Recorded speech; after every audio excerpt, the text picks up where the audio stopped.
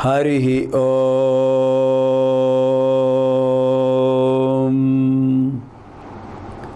శ్రీ గురుభ్యో నమః.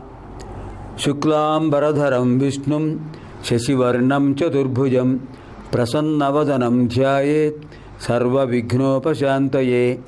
అంతరాయ తిమిరోపశాంతయే శాంతపావనమచింత్య వైభవం తం నరం వపుషి కుంజరం ముఖే మన్మహే కిమపి తుందిలం మహా.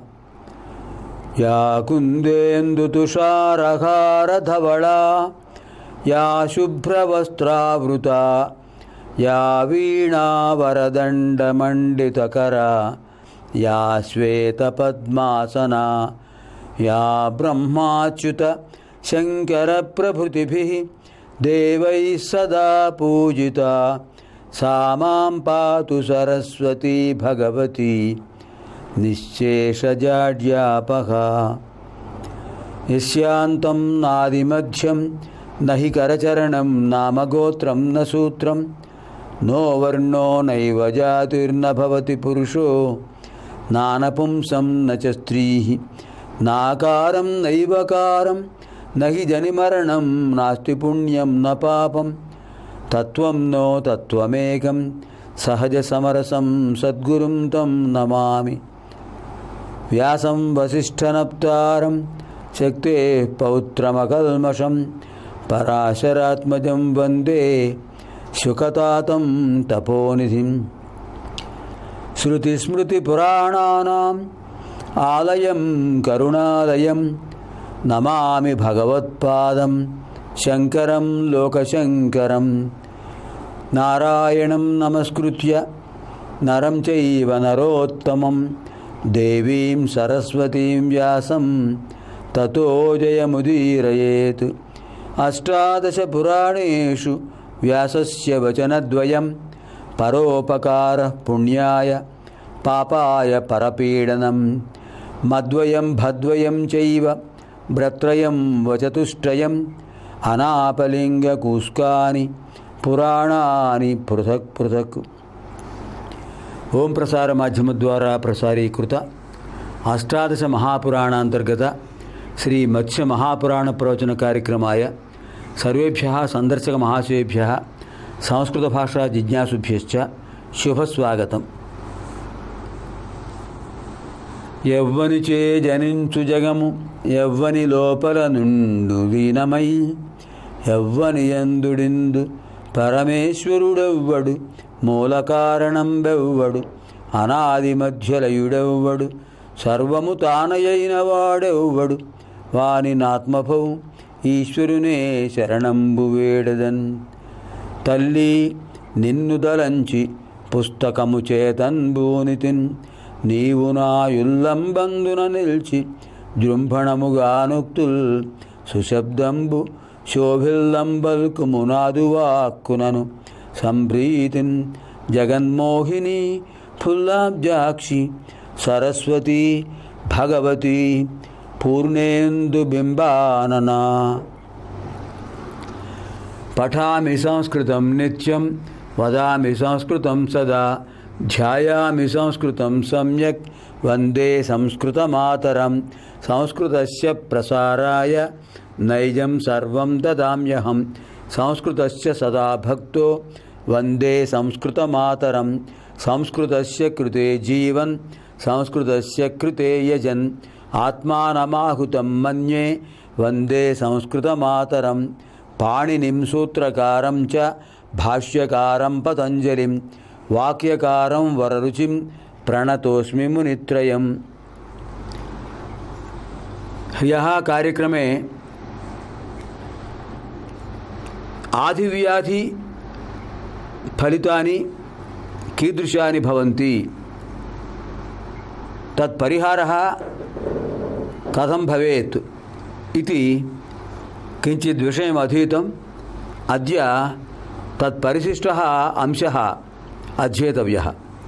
నిన్నటి రోజున ఆది వ్యాధులు రావడానికి కారణమైనటువంటి విషయం తెలుసుకున్నాం. ఆది అంటే మానసిక వ్యాధి, వ్యాధి అంటే శారీరక వ్యాధి. శరీరానికి సంబంధించిన రోగాన్ని వ్యాధి అంటారు, మనసుకు సంబంధించిన రోగాన్ని ఆది అంటారు. ఈ రెండు రావడానికి కారణం ఏమిటో నిన్న శాస్త్రవచనం తెలుసుకున్నాం. ఇప్పుడు దాని పరిష్కారం ఏమిటో తెలుసుకోవాలి. ఆ శాస్త్రవచనం మళ్ళీ ఒకసారి గుర్తు చేసుకుందాం. పూర్వజన్మ కృతం పాపం వ్యాధి రూపేణ బాధతే తచ్ఛాంతిరౌషధైర్దానై జప హోమసురార్చనై.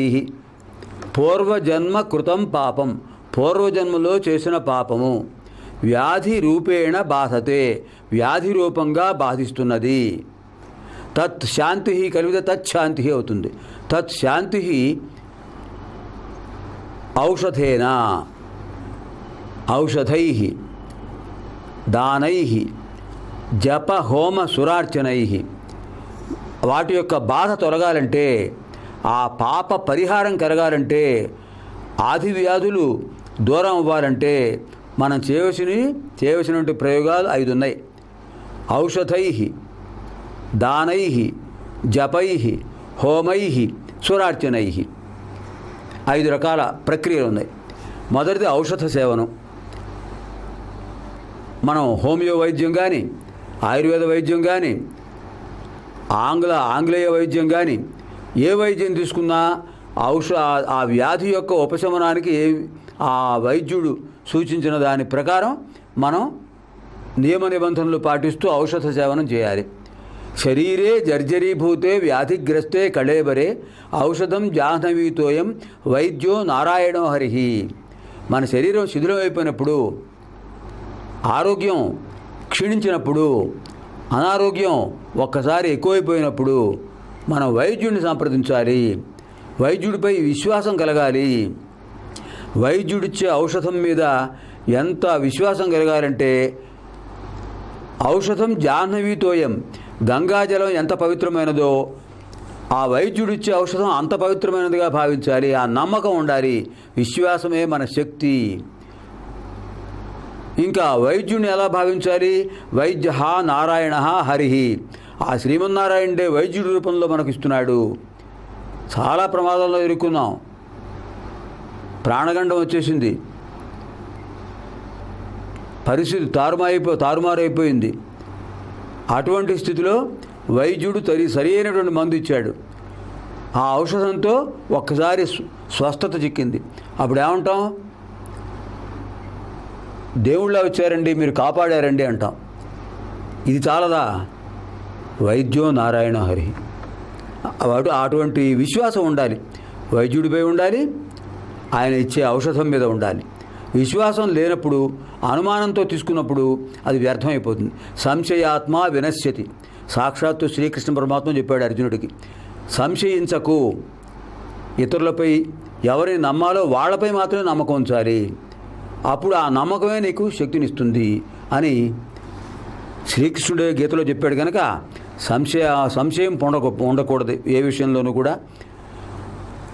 దైవే ద్విజే భేషజే మంత్రే విశ్వాసో కర్తవ్య. దైవం మీద విశ్వాసం ఉండాలి, వైద్యుడి మీద విశ్వాసం ఉండాలి.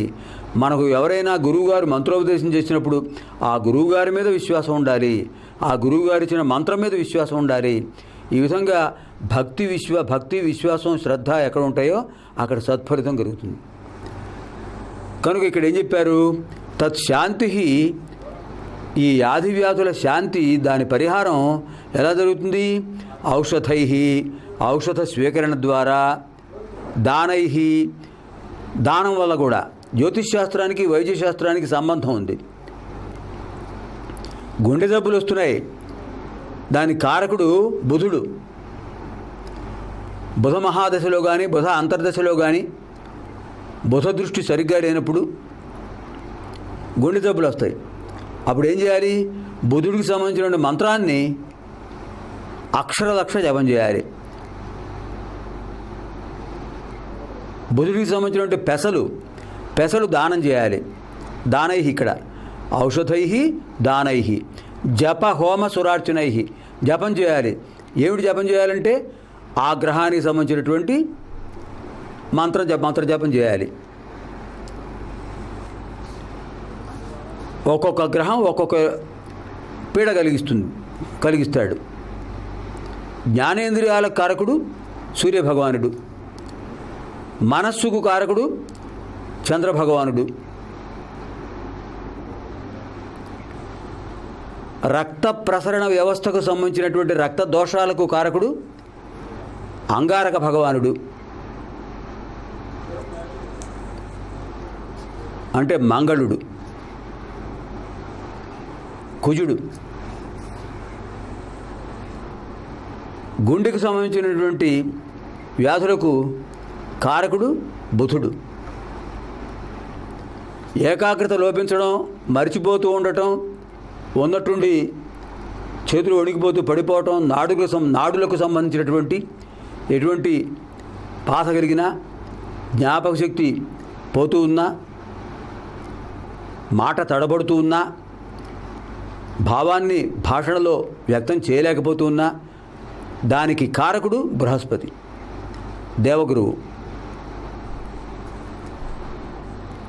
ఇంకా నిస్పృహ, ఏ పని చేయాలనిపించదు, స్తబ్దత, ఉత్సాహం ఉండదు. అటువంటి నిస్పృహకు కారకుడు శుక్రుడు,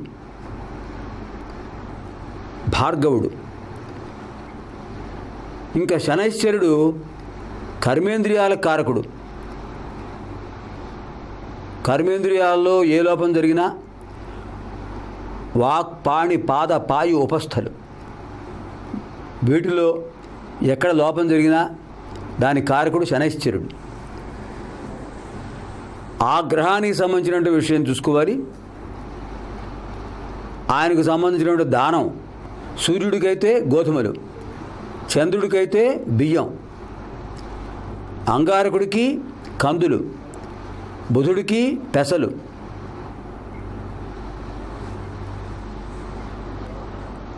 ఈ రకంగా ఆ గ్రహానికి సంబంధించినటువంటిది ఏదైతే ఉంటుందో ఆ దానం, ఆ నవధాన్యాలు 9 గ్రహాలకు రాహుకేతువులతో కలిపితే, ఛాయాగ్రహాలతో కలిపితే 9, ఆ ధాన్యాన్ని దానం చేయాలి.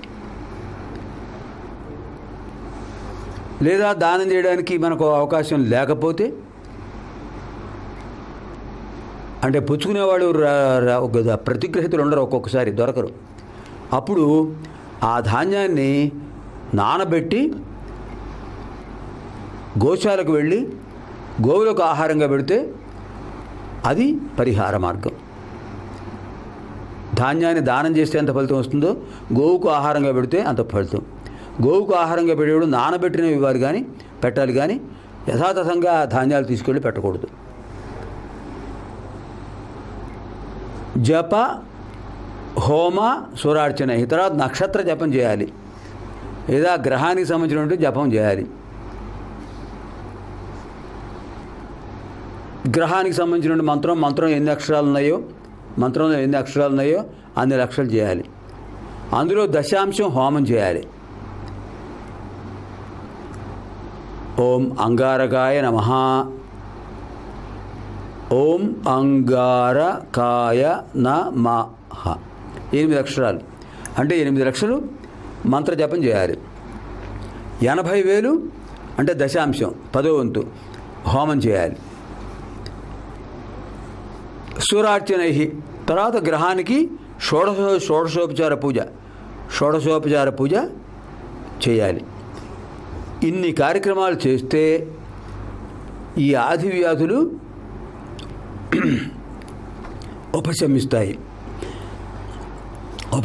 ఉపశమిస్తాయని మనకి ఇక్కడ వ్యాస భగవానుల వారు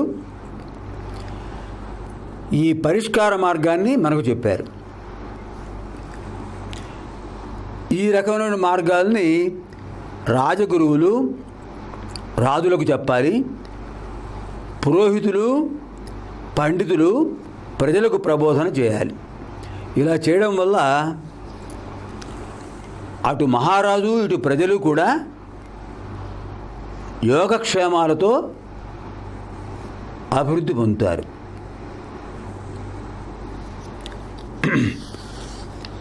దుర్నిమిత్తాలు,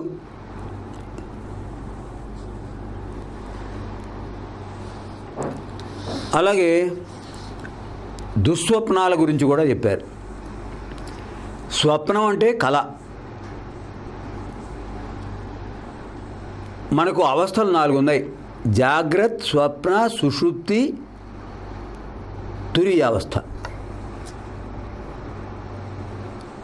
జాగ్రత్త అవస్థ, స్వప్నావస్థ, సుషుప్తి. సుషుప్తి అంటే గాఢ నిద్ర. సుషుప్తి అవస్థ, తురీయావస్థ. జాగ్రత్త అవస్థలో నిద్ర రానే రాదు. జాగ్రత్త అంటే మెళకువతో ఉండటం. జాగ్రత్త అవస్థ కలిపితే జాగ్రత్త అవస్థ.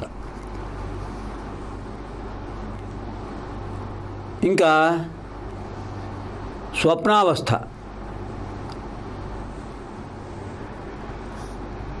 ఈ స్వప్నావస్థ మనం మొత్తం అహర్నిశా భాగాల్ని 3 గంటలు ఒక యామం చొప్పున పరిగణిస్తారు. యామం, ప్రథమ యామం. యామం అంటే సంస్కృతంలో యామం అంటారు, తెలుగులో జాము అంటారు. పగటి భాగం 4 యామాలు, రాత్రి భాగం 4 యామాలు. ఒక్కొక్క యామానికి 3 యామం కూడా 3 గంటల పరిమితి గలది. పగటి భాగంలో ఏ యామంలో ఏ జాములో స్వప్నావస్థ కలిగినా దాన్ని మనం పట్టించుకోనక్కర్లేదు.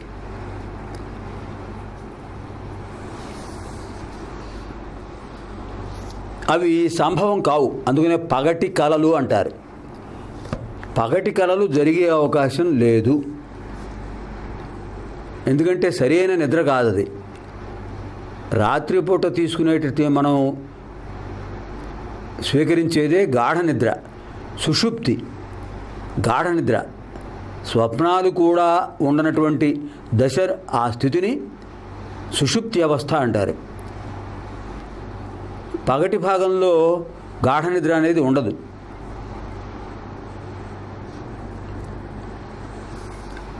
అటువంటి సమయంలో వచ్చే స్వప్నాలకు కూడా ఎక్కువ మనం విలువ ఇవ్వం. అది పరిగణనలోకి రాదు. ఇంకా రాత్రిపూట మనకు కలిగేటటువంటి స్వప్నాలు అది ప్రమాణం.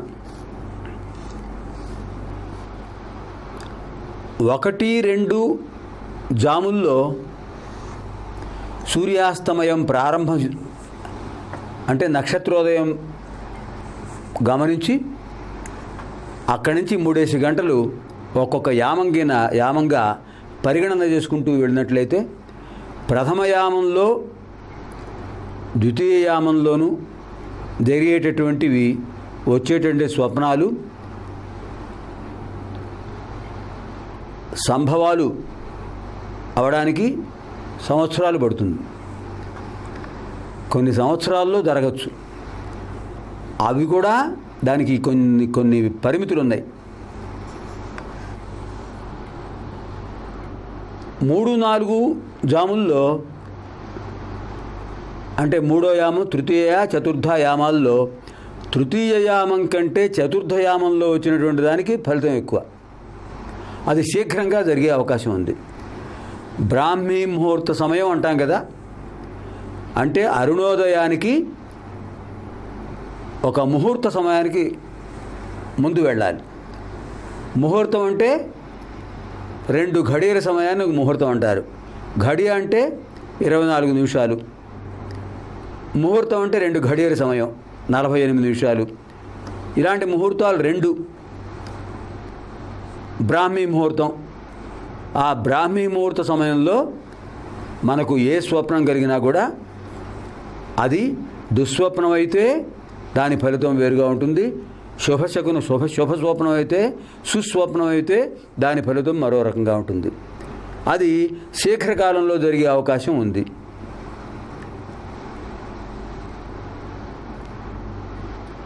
అలాగే దుష్ట స్వప్నాలు కూడా, దుష్ట స్వప్నాలు కానీ శుభ స్వప్నాలు కానీ 3-4 రాత్రిపూట 3-4 జాములు అంటే బ్రాహ్మీ ముహూర్తం సమయం, దానికి ముందు సమయం, అప్పుడు వచ్చినవి మనకు అవి ఒక శుభ పరిణామాన్ని కలిగించే లేదా దుష్పరిణామాన్ని కలిగించే అవకాశాలు ఉన్నాయి. మనకి సుందరకాండలో త్రిజటా స్వప్నం అని ఒక స్వర్గం ఉంది. త్రిజట ఒక వృద్ధ రాక్షస స్త్రీ. మిగతా రాక్షస స్త్రీలందరూ సీతాదేవిని బాధ పెడుతుంటే ఆ వృద్ధ రాక్షస స్త్రీ అప్పటిదాకా నిద్రపోయి వచ్చి మిగతా రాక్షస స్త్రీలతో చెప్తుంది, సీతామాతను బాధ పెట్టకండి, నాకు ఇప్పుడే స్వప్నం వచ్చింది. అది కూడా బ్రాహ్మీ ముహూర్త సమయంలో వచ్చింది. బ్రాహ్మీ ముహూర్త సమయంలో వచ్చిన స్వప్నం తొందరగా జరుగుతుంది. అప్పుడు త్రిజట చెప్తుంది. దాన్ని త్రిజటా స్వప్నం అని ప్రత్యేకంగా ఆ సర్గలో చెప్తారు సుందరకాండలో. ఆ త్రిజట చెప్తుంది, రావణాసురుడు కుంభకర్ణుడు ఒళ్ళంతా నూనె పూసుకుని గాడిదల మీద ఎక్కి దక్షిణ దిక్కువైపు పెడుతున్నారు. నల్లటి ఆకారంగా రెండు మృత్యుదేవత వచ్చేసి వాళ్ళ కంఠాలకు తాడు వేసి లాగుతోంది. వాళ్ళు కింద పడిపోతున్నారు. ఒకడు బురదలో కూరుకుపోయాడు, ఇంకోడు తైల పంకంలో మునిగి తేలుతున్నాడు. లంకాపట్టణం జ్వరిస్తోంది భయంకరంగా. బంగారు శిఖరాలన్నిటి ఆ భవనాలను కూడా మండిపోతున్నాయి. ఒక్క విభీషణుడు తప్ప మిగతా వాళ్ళందరూ కూడా ఎంతో ఏడుస్తూ రోదిస్తూ గుండె బాదుకుంటూ వెళ్ళిపోతున్నారు. అందరూ దక్షిణ దిశకు యమలోకానికి పరిగెడుతున్నారు ఒకళ్ళ తర్వాత ఒకళ్ళు. శ్రీరామచంద్రుడు లక్ష్మణుడు ఒక బంగారు విమానంలో కూర్చుని వచ్చారు. సీతామహాదేవి శ్వేతవస్త్రాంబరధారి అయి ఆవిడ దివ్యమైన తేజస్సుతో స్వచ్ఛమైన తెల్లటి వస్త్రాలు ధరించి ఆ విమానంలోకి వెడుతోంది. ఇదంతా నేను స్వప్నంలో చూశాను. లంకకు వినాశం కలుగుతుంది, నాకు ఇప్పుడే బ్రాహ్మీ ముహూర్తంలో స్వప్నం కలిగింది, ఇది జరిగి తీరుతుంది. అమ్మ ఆ సీతామాతను ఏం అనకండి, నిందించకండి, లేకపోతే రాముడి అనుగ్రహం ఉండదు, రాముడికి ఆగ్రహం కలిగితే మనందరం భస్మీపట్లమైపోతాం అని త్రిజట తన స్వప్న కథను చెబుతుంది రాక్షస స్త్రీలకు. అలాంటి బ్రాహ్మీ ముహూర్తంలో కలిగిన స్వప్నాలు దుష్ట స్వప్నాలైనా శుభ స్వప్నాలైనా వాటి ఫలితం శీఘ్రంగా లభిస్తుంది. అది ఈ విషయం ముఖ్యంగా ఈ పురోహితులు ప్రజలకు ప్రబోధం కలగచేయాలి, అది వాళ్ళ కర్తవ్యం. తర్వాత స్వప్నంలో వీళ్ళను ఎవరో తీసుకువెళ్ళిపోతుండటం, తరువుకు వస్తూ ఉండటం, ఇలాంటివి కూడా భయకారణాలు కలుగుతుంటాయి. ఇలాంటి దుస్వప్నాలు కూడా అలాంటివి కలిగినప్పుడు వెంటనే లేచి ఒక్కసారి దైవాన్ని స్మరించుకుని ఆ భగవత్ ప్రార్థన చేసుకుంటే ఆ దోష పరిహారం కలుగుతుందని ఇక్కడ మనకి వ్యాస భగవానుల వారు తెలియజేశారు. దీని తర్వాత మనకు వామన చరిత్రం, వామనావతార ఘట్టం ప్రారంభిస్తాం. వామనావతారం తర్వాత విశేషమైన వామన చరిత్ర వస్తుంది. వామన చరిత్ర తర్వాత మనకి వరాహమూర్తి యొక్క వామనమూర్తి, వరాహమూర్తి వారి యొక్క చరిత్రలు వస్తున్నాయి. ఆ విషయాలను కూడా రేపటి కార్యక్రమంలో ప్రారంభం చేద్దాం. ధర్మస్య జయోస్తు అధర్మస్య నాశోస్తు ప్రాణిషు సద్భావనాస్తు విశ్వస్య కళ్యాణమస్తు. దివ్యాం భవ్యాం సుబోధాం చ శుద్ధాం అర్థప్రదాయినీం జననీం బహుభాషాణాం వందే గీర్వాణ భారతీం. అసతో మా సద్గమయ తమసో మా జ్యోతిర్గమయ మృత్యోర్మా అమృతం గమయ. ఓం శాంతి శాంతి శాంతి. స్వస్తి.